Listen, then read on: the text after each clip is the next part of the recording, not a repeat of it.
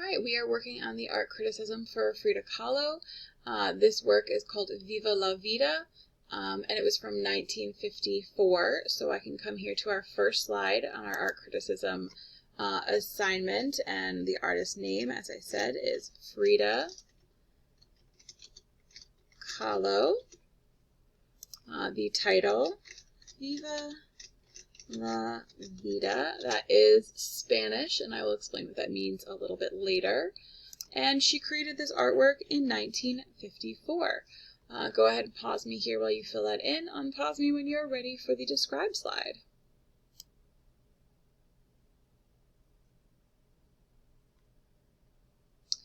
Okay, so we can click over here to the describe slide, and it says we need to list 5 things that we see in this artwork. So if we look over in this picture over here, you can describe anything that you see in this picture. If I were going to say some things, what do we think we'd see? I think there's one really obvious one that should stand out to everybody.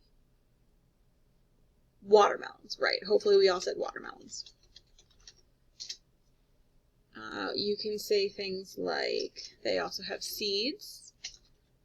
We have like a brown table, blue background. We have words. Sorry guys, I got a phone call, so I just had to clip this video for a second. The original title of the painting was called Sandías, which is the Spanish word for watermelons. But because Frida actually wrote in the little watermelon at the bottom, Viva la Vida, that's been kind of what it's just become called by since then. It was sort of renamed posthumously, meaning after she died. Go ahead and add anything else you want to add to the describe if you see something else that we didn't talk about. And when you are ready, go ahead and unpause this video and we can talk about the analyze section.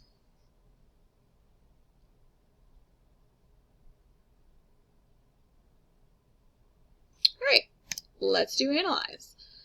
Our directions here say, in complete sentences, explain what color group or type, not just naming some single color, so you're not just going to say like, I see red, I see green, I see blue, I see brown. That's not what we're doing. I've done it for you, so you don't have to. And I want you to talk about how do those colors create contrast. So we looked at our notes and we talked about color groups and we talked about contrast. So the first thing I want to say, the main big colors, what are they and what type of color?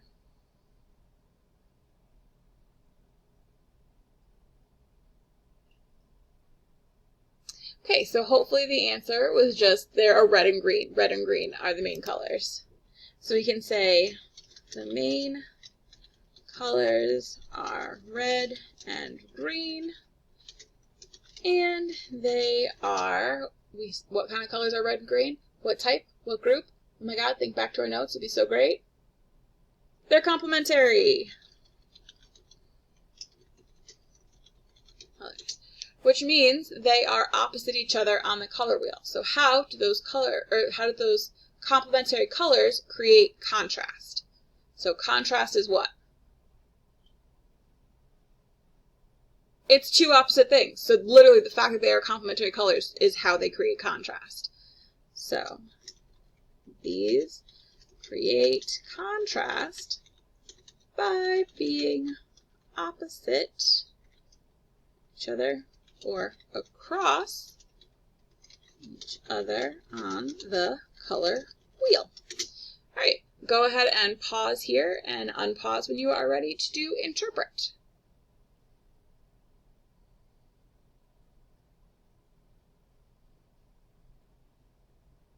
Yay, it's time for interpret. This one I am not going to type out for you. I want you guys to write what you are going to interpret this as, but I'm going to give you a little backstory on this so we all are kind of on the same page. So the title, like I said I would explain, Viva la Vida stands for long live life. And this is actually the last painting that Frida Kahlo made 8 days before she died of complications from an amputated leg. So she didn't know she was going to die from this, but she knew she was getting sicker.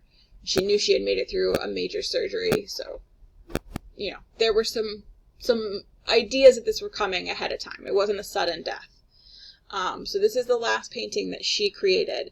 She did not live a great life. She got into a car accident in 1925 that left her in basically continuously in pain.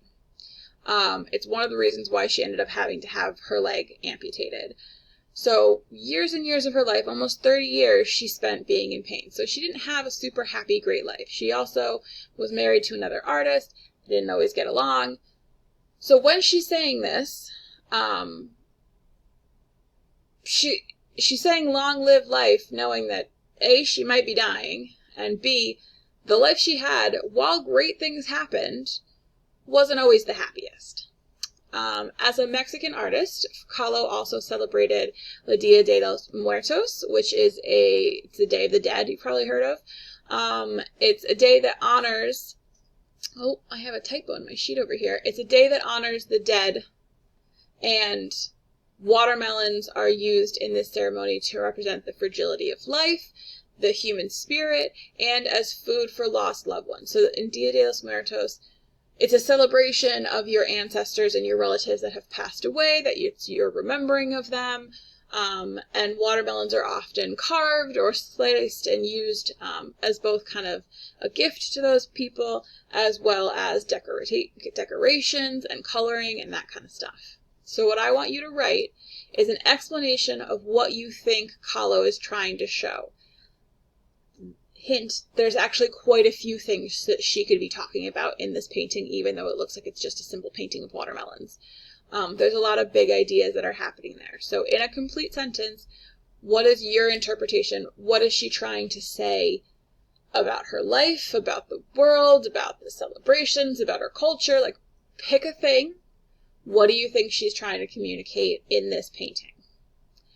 Go ahead and write that, and when you are done, go ahead and unpause this video so we can do the judgment section.